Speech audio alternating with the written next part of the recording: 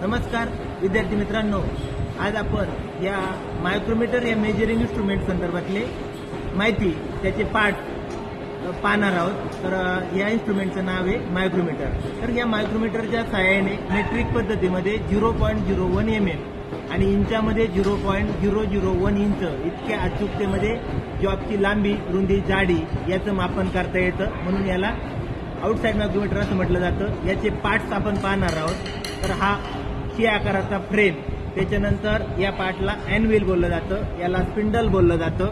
त्याच्यानंतर या ठिकाणी हा फिरणारा भाग आहे हातातला माझा थिंबल, त्याच्या आतमध्ये स्लीव किंवा बॅरल, आतमध्ये त्याला स्लीव किंवा बॅरल, याला लॉकनट बोललं जातं आणि याला रॅचेट स्टॉप बोललं जातं। असे हे या मायक्रोमीटरचे पार्ट्स आहेत आणि हा मायक्रोमीटर निकेल क्रोमियम स्टील या मटेरियलपासून बनवलेला असतो, तयार केलेला असतो।